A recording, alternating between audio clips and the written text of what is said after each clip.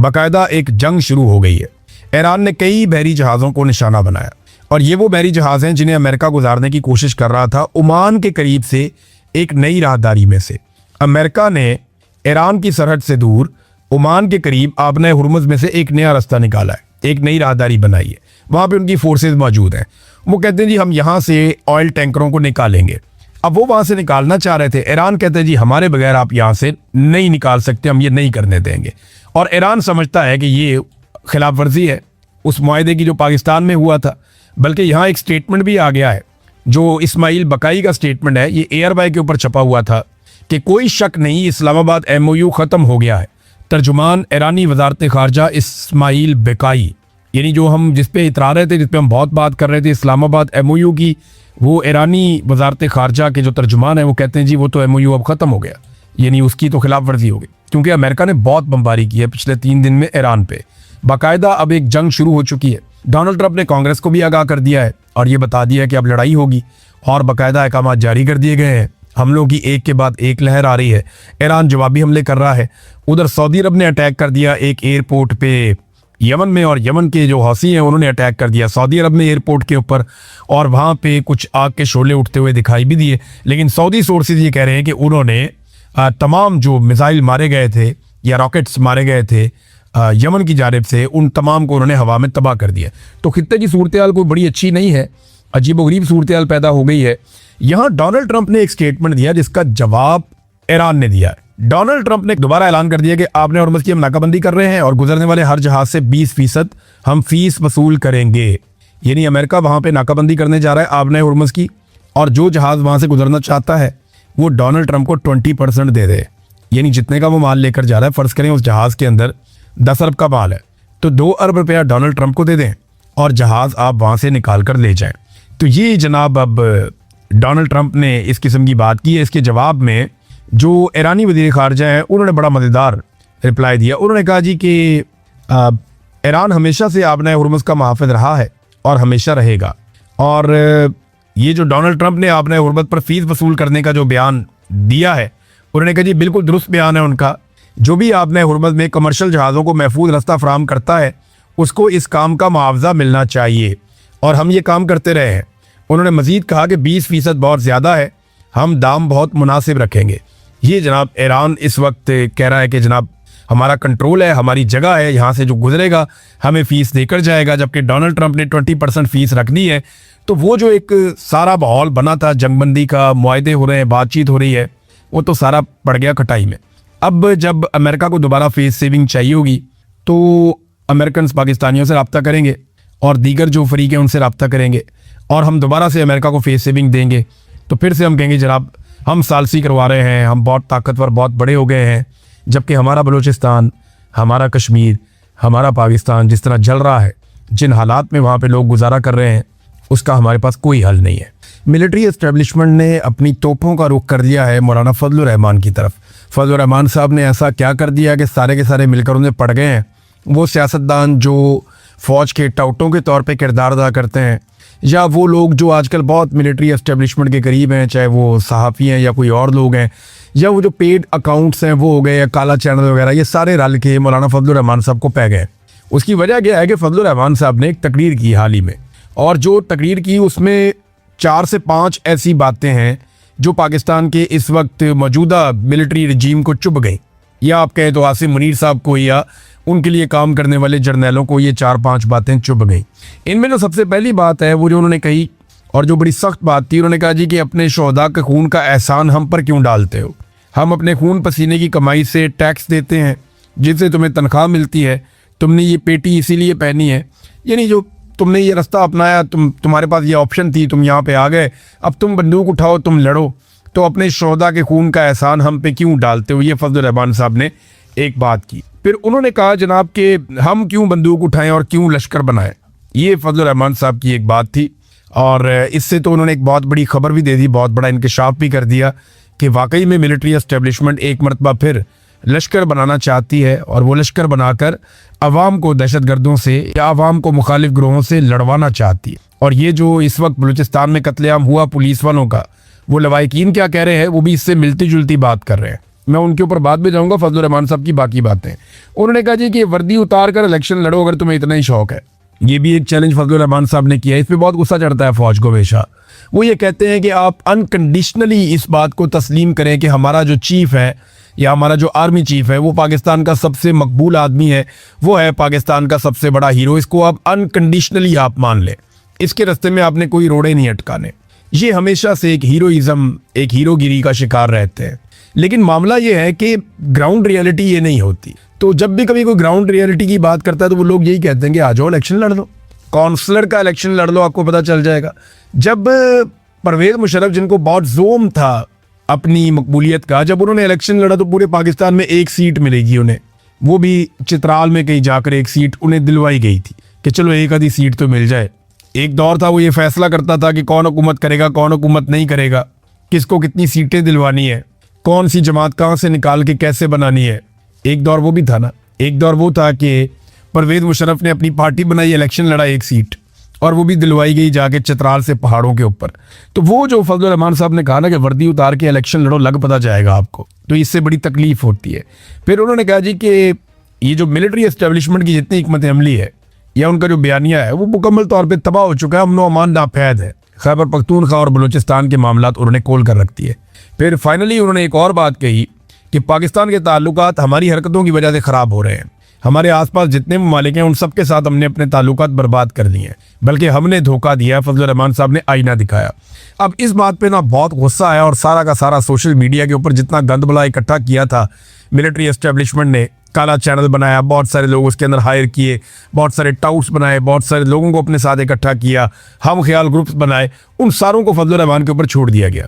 फजलुर रहमान के भाई ने एक स्टेटमेंट दिया है और स्टेटमेंट ये दिया, तुम ताकतवर हो तो सच सुनने का हौसला भी कर लेते। अपने पेरोल पर रहने वाले डिजिटल चैनल से ज़बरदस्ती ट्वीट्स और पोस्टें करवाने, बल्कि गालियां दिलवाने, अपने लय पालक सियासी वर्कर्स और अपने नौकर साहिबान जुब्बा व दस्तार से फजलुर रहमान को गालियां दिलवाने से बेहतर था कि जो उन्होंने कहा उसका जवाब देते। बलूचिस्तान, खैबर पख्तूनख्वा, फाटा, सिंध, कश्मीर, सब पाकिस्तानियों को अमन देना किसका काम है? तुम्हारा काम है। वर्दी किसने पहनी है? तुमने पहनी है। अवाम के टैक्स से तनख्वाह कौन लेता है? तुम लेते हो। जंग और फसाद में लड़ने और जान देने का हलफ कौन लेता है? तुम।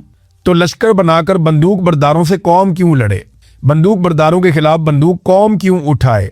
अगर लश्कर बन भी गए तो तुम्हारे पास तो किले हैं, बंदूक है, टैंक हैं, जहाज हैं, उनके खिलाफ लड़ने का आईनी और कानूनी इख्तियार है। लेकिन इस लश्कर और इस कौम को अब और बाद में तहफ़्फ़ुज़ कौन फराहम करेगा? ये बात ठीक है। मैंने आपको पिछले वीलॉग में कही थी कि इससे पहले जितने लश्कर बनाए गए ना, उन लश्करों ने दहशतगर्दों का खात्मा किया, बल्कि ज़्यादा लड़ाई लश्करों ने लड़ी। फौज तो लड़ाई इतनी लड़ती भी नहीं थी। दहशतगर्दों का वो क्या मुकाबला करेगी अपने इलाकों के अंदर, अपने ही शहरों के अंदर? उन्हें तो वहाँ समझ भी नहीं आती थी। उन इलाकों के बारे में जो लोग जानते थे उन्होंने लश्कर बनाए और वो दहशतगर्दों से लड़े। लेकिन हुआ क्या? बाद में उनका कत्लेआम हुआ। दहशतगर्द तो उस वक्त हार गए, लेकिन बाद में टारगेट किलिंग शुरू हो गई और उस लश्कर में शामिल लोगों को एक एक करके, कोई बाजार में जा रहा है, कोई गाड़ी में जा रहा है, कोई कहीं जा रहा है, कोई ट्रैवल कर रहा है, कोई घर में है, उन्हें टारगेट किलिंग किया गया, उन सबको मारा गया। और ये सारी चीज़ें रिपोर्ट हुई हैं। मैं आपको इनकी पूरी एक तफसीली रिपोर्ट दूंगा। फिर वो ये कहते हैं उन्हें तहफ़्फ़ुज़ बाद में कौन फराहम करेगा? जिस कौम को तुमने खुद डी वेपनाइज करके दहशतगर्दों के रहमो करम पे छोड़ा है, उनको दोबारा असला देकर वापस कैसे लोगे? कौम की जो दुश्मनी वजूद में आएगी और इसमें जो नस्लें बर्बाद होंगी, इसका हिसाब कौन देगा? और इन गैर रियासती लश्करों से पे बाकी कौम को तहफ़्फ़ुज़ कौन देगा, जैसा कि खैबर पख्तूनख्वा के चंद अजला में हो रहा है? फिर एक और प्रॉब्लम भी है ना, ये तो बाद में सुलह भी कर देते हैं। ये तो आज कहते हैं बैड तालिबान है, कल कहते हैं गुड तालिबान है, कल दोबारा इनकी दहशतगर्दों से सुलह हो जाती है तो वो दहशतगर्द आके उन लोगों को नहीं मारेंगे जो इनके कहने पे पहले दहशतगर्दों को मार रहे थे। ये भी बड़ा प्रॉब्लम है। मौलाना साहब यही पूछ रहे हैं, तो क्या गलत पूछ रहे हैं? जवाब तो देना होगा और दलील से देना होगा। और हाँ, तुम्हारे ज़र खरीद चैनलों, ले पालक यतीम सियासी कारकुनों और गुलाम मौलवियों से ये नहीं हो पाएगा। तुम्हें खुद मौलाना की ललकार का जवाब देना होगा। मौलाना की ललकार का ट्रेंड चल रहा है। वैसे फजलुर रहमान की पार्टी को शाबाश है, उन्होंने काफ़ी पंगा लिया है और मिलिट्री एस्टेब्लिशमेंट से उनकी जो अब लड़ाई हुई है ताज़ा, इसके रीज़न भी है। देखें ना, फजलुर रहमान साहब को एक तो इक़्तिदार में हिस्सा नहीं मिला, जो बड़ी सख्त ज़्यादती है। उन्होंने बड़ी खिदमात सर अंजाम दी थी रिजीम चेंज ऑपरेशन में, लेकिन उसके मुताबिक उन्हें सीटें नहीं दी गई। बनता तो ये था कि जब फॉर्म 47 बांटे जा रहे थे तो फजलुर रहमान साहब को 30-40 फॉर्म 47 बांट के उनकी दिली ख्वाहिश पूरी की जाती, उन्हें सदर पाकिस्तान बनाया जाता, वो नहीं किया गया। तो ये बड़ी तकलीफ दे चीज़ें होती हैं, ये दर्द वही समझता है जो इस दर्द से गुजरा होता है। अब फजलुर रहमान साहब को और उनकी पार्टी के लोगों को कहा जाता है लश्कर बनाओ, उन्होंने पोल खोल दिया। और ये लश्कर बनाने के बारे में ये जो कत्लेआम हुआ है ना पुलिस वालों का, सिक्योरिटी एहलकारों का सियारत में कोयटा के करीब, ये वाकयात इसी सिलसिले की एक कड़ी बताए जाते हैं। यहाँ पे लवाहिकीन जो हैं वो अभी भी लाशें रखकर सड़कों में बैठे हुए हैं और रियासत को किसी किस्म का कोई एहसास नहीं है, कोई इस पे बात करने को भी तैयार नहीं है। पाकिस्तान की मीडिया को इजाज़त ही नहीं है कि वो इसके ऊपर बात करे। वहाँ ख़वातीन भी आ गई हैं लवाहिकीन के साथ और वो ये बता रही हैं, ख़वातीन ने वहाँ तकरीर करते हुए कहा कि 2 किलोमीटर दूर FC का किला था और वहाँ पे भारी FC की नफरी और हथियार थे, मगर कोई नहीं आया। ये शहीद मोहम्मद आसिफ की एक रिश्तेदार है, वो बता रही थी कि ना तो ये खुद आए FC वाले मदद करने के लिए, फौज या इदारे खुद भी नहीं आए और असलहा पहुंचाने वालों को भी वहां जाने नहीं दिया गया। और वो कहते हैं हमारा कसूर ये है कि बलूचिस्तान मिनरल्स से भरा हुआ है, मादनियात है बहुत ज्यादा वहां पे, और आप उसे हड़प करना चाहते हैं। दहशतगर्दों ने हमारे प्यारों के चेहरों पर तेजाब फेंका, ऐसा जुल्म तो फलस्तीन में भी नहीं होता। तो हम दुआ करते हैं कि ये आखिरी सौदा हो पुलिस के, सिक्योरिटी फोर्सेस के, लेकिन ये लेविस के साथ, पुलिस के साथ लगातार हो रहा है, लंबे अरसे से हो रहा है। तो नाज़रीन, फजलुर रहमान साहब की ताज़ा लड़ाई हुई है और लड़ाई का रीज़न ये है कि मिलिट्री एस्टेब्लिशमेंट ने फजलुर रहमान साहब को धोखा दिया, जो उनके साथ चीज़ें तय हुई थी वो नहीं की, और अब फजलुर रहमान साहब से डू मोर की डिमांड कर रहे हैं। तो बारी बारी सबकी बारी है, अगर सारे इकट्ठे होकर नहीं लड़ेंगे तो ये सबको बारी बारी मारेंगे, ये बात तो सच है। अभी तक आसिम मुनीर साहब ने किस किस से लड़ाई की और किस किस को फतह कर दिया डरा कर धमका कर, और कौन कौन ऐसा है जिसने सरेंडर नहीं किया, वो मैं आपको बताता हूँ। आर्मी चीफ बनने के बाद उन्होंने ये जो लड़ाई की, एक तो उन्होंने पीपल्स पार्टी और PMLN ने तो फौरी तौर पे सरेंडर कर दिया। PMLN और पीपल्स पार्टी को उन्होंने फतह कर दिया और इन जमातों ने मुकम्मल तौर पे मिलिट्री एस्टेब्लिशमेंट या आर्मी चीफ के सामने सरेंडर किया है, बल्कि इस लेवल का सरेंडर किया है जो तारीख में किसी और पॉलिटिकल पार्टी ने नहीं किया।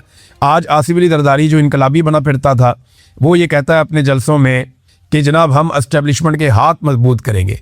बिलावल भी इसी तरह की तकरीरें करता है, जबकि नवाज शरीफ जो है उसको चुप का रोज़ा लग गया है और शहबाज शरीफ अक़वाम मुत्तहिदा तक में जाकर फील्ड मार्शल की गर्दान करने से बाज नहीं आता। तो इन्होंने मुंह के अंदर जूता दबाया हुआ है और पॉलिश पे लगे हुए हैं। तो अब आसिम मुनीर साहब का ताज़ा मुकाबला तो फजलुर रहमान से है, लेकिन अभी तक जो इनके मुकाबले हुए ना, उसमें पहला मुकाबला इन्होंने इमरान खान के साथ किया, आसिम मुनीर ने।